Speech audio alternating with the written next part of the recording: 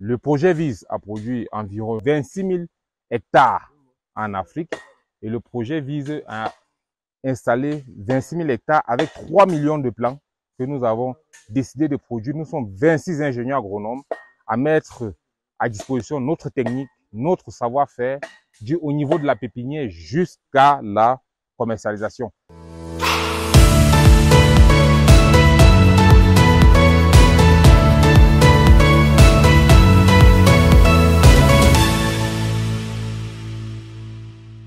C'est un réseau que nous voulons mettre en place, en l'occurrence avec d'autres collaborateurs de d'autres continents, comme la Côte d'Ivoire, la Belgique, qui a aussi une demande intéressante en fruits d'avocat.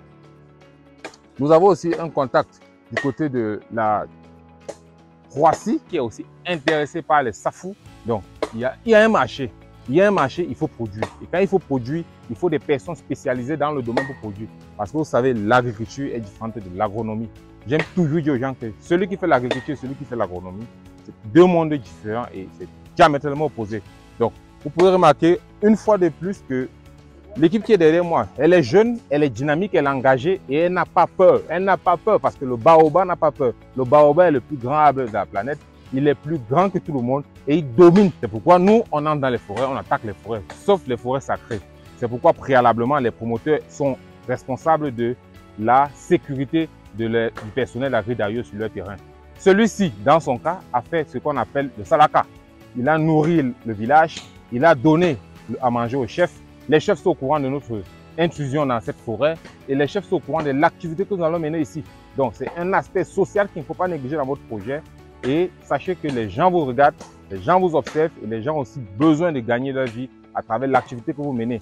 Nous avons, à notre niveau, interrompu la collaboration avec les autochtones dû au fait que les autochtones ont souvent des tendances qui ne sont pas favorables à l'avancement des projets. Pourquoi pas travailler avec eux, mais à quel niveau? Dans les tâches ponctuelles. Le transport, la livraison des intrants, la livraison de l'alimentation, les tâches journalières, mais vraiment pour des opérations planifiées, nous transportons la main-d'œuvre. Et cette main-d'œuvre, c'est une main-d'œuvre qualifiée qui a déjà des expériences dans les exploitations, dans la création d'exploitations, dans la mise en place et le suivi des exploitations. Donc, il est important pour tous ceux qui viennent de nous regarder, pour tous ceux qui s'abonnent à notre chaîne YouTube, de pouvoir aussi comprendre l'enjeu. Parce que non seulement l'enjeu est planétaire, mais aussi l'enjeu est interne. Parce qu'au Cameroun déjà, le cas particulier et le cas présent, nous avons une population grandissante et croissante. Et non seulement elle aura besoin de céréales pour son alimentation, mais aussi des fruits. Parce que non seulement aussi il est rappelé qu'il est important de manger au moins 5 fruits et légumes par jour. C'est pourquoi, dans ce processus, nous allons nous inscrire dans une contribution à la production des fruits. Vous avez la tomate, vous avez les pastèques, vous avez les poivrons, vous avez les concombres, vous avez beaucoup d'autres fruits, légumes ou feuilles qui peuvent être utiles dans vos tables, mais il vous faut aussi d'autres fruits forestiers, comme les oranges, comme les mandarines, comme les corosols. Donc, il y a plusieurs dimensions. Maintenant, la dimension économique, c'est ce qui intéresse beaucoup de promoteurs, est que les arbres, mes chers amis, ne sont pas exigeantes. Si nous vous levez les contraintes, la principale contrainte que nous allons lever chaque fois est la contrainte pédologique, la contrainte du sol. Une fois la contrainte du sol levée, le climat, nous gérons.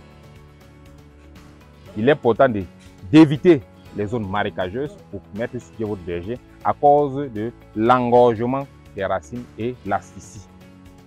Dans ce terrain, nous avons choisi un terrain légèrement en pente, mécanisable et irrigable. Le bas-fond, le marécage qui est vers le bas, n'a pas été mis en valeur. Nous avons sauté 5 mètres à partir du marécage parce que nous supposons que la racine des arbres des vergers va jusqu'à 5 mètres en largeur, mais en profondeur, nous pouvons aller jusqu'à 2 mètres. Il est aussi important d'apprécier le profil souterrain. Est-ce que la roche souterraine est plus stable? Quel est le type de roche qui dérive, dont la forêt dérive? Il est important de connaître ça. Alors, il est important de faire un profil pédologique sur au moins 1 mètre pour voir si on n'aura pas de difficultés à la limite ou plus tard dans ce projet à perpétuer ce projet, parce que ces arbres que nous allons mettre sur pied auront au moins une durée de vie de 10 à 20 ans. Donc, c'est une petite géographie, une petite synthèse de l'activité et l'intérêt que nous portons à ce projet. Il est aussi important d'apprécier l'eau. L'eau est indispensable parce que lorsque vous choisissez les sites, j'ai vu beaucoup de projets mourir parce qu'il n'y avait pas eu d'eau. On a dit j'ai 50 hectares, j'ai 100 hectares, j'ai 200 hectares sans source d'eau. Sur quoi est-ce que vous comptez? Sur le changement climatique avec la pression, avec les canicules qui sévissent aujourd'hui, avec les décalages climatiques que nous subissons aujourd'hui, vous allez vous retrouver à produire une fois dans l'année. Il est vrai que c'est aussi rentable. Déjà, une fois dans l'année, c'est rentable parce qu'un verger s'entretient au trop, je vous dis au trop à l'extrême, à 10 000 francs par arbre. Donc vous dépensez, si vous payez toutes les tâches, vous payez toutes les charges, vous allez dépenser au moins au trop 10 000 par arbre au cours de l'année pour l'entretenir. Et la production d'un arbre peut vous donner entre 1 à 2, 3, 4 sacs, indépendamment de l'amendement et indépendamment de la fertilité, indépendamment des conditions qui règnent. Donc si vous avez un arbre qui va vous donner 2 sacs de fruits par an, prenons le cas pratique de l'avocat. L'avocat, par exemple, le sac à 35 000 actuellement que nous parlons, le sac coûte 35 000 francs. Un avocatier en 5 ans, après 5 années, peut vous produire entre 1 et 2 sacs en moyenne.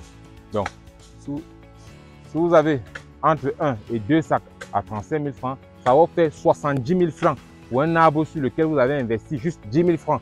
10 000 francs, il y a tout dedans. Les engrais, l'entretien, le désherbage, le traitement, l'élagage. Il y a toutes les charges d'entretien d'un arbre qui entrent dans les 10 000 francs. Et cet arbre va vous produire 70 000 francs.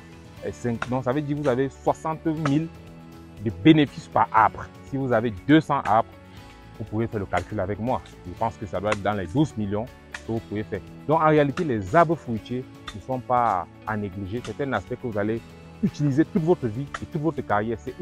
C'est comme un héritage. Vous avez connu le cacao, vous avez connu le café, vous connaissez les générations qui sont passées pour exploiter ces cacaoyers et vous avez vu que beaucoup aujourd'hui en vivent toujours, plus de 60 ans après. Donc aujourd'hui même, il y a beaucoup presque tous les arbres, les bitacolas, les coulatiers, les manguiers que vous exploitez aujourd'hui, ce sont des vieilles plantations qui avaient été mises il y a au moins 60 ans. Donc il est important pour vous de penser déjà à la jeunesse future et cela ne vous empêche pas de gagner aussi pendant ce temps parce que dans le même verger, nous pourrons y associer des bananiers plantains, du macabo, de l'igname blanc, de la patate douce. Donc, il y a beaucoup d'autres cultures que vous pouvez associer pendant votre existence et pendant votre exploitation dans ce verger. Et plus tard, maintenant, vos enfants bénéficieront à vie. Donc, nous avons décidé jusqu'en 2025 de mettre en place les 26 000 hectares. Et à partir de 2025, nous allons arrêter avec ce projet pour nous concentrer sur autre aspect, l'aspect développement et recherche des marchés. Parce que nous saurions quantifier de manière quantifiée le nombre d'exploitations que nous avons mis sur pied, la capacité de production de ces exploitations dans l'année future et en 2026. Nous sommes en 2023, nous mettons cette exploitation en place. En 2026, nous aurions les premiers fruits chez les agrumes et chez certaines variétés de corosol. Et même encore chez les avocatiers, nous pourrons déjà planifier l'aspect vente. Donc vous aussi, si vous êtes en retard, si vous avez un projet à cœur qui vous tient comme l'exploitation forestière, n'ayez pas peur. Nous n'avons pas de complexe quant à la superficie. Le projet porte 50 hectares. Vu le temps qui nous est imparti, nous allons mettre d'abord 10 hectares et puis planifier à partir du mois d'octobre la mise sur pied des 40 autres hectares. Donc, fidèles abonnés, vous pouvez à tout moment nous contacter pour réaliser votre projet et nous allons nous donner le devoir, mon équipe et moi, de venir vers vous et vous offrir le meilleur de nous afin que nous fassions votre fierté dans votre village, dans votre famille et dans votre existence.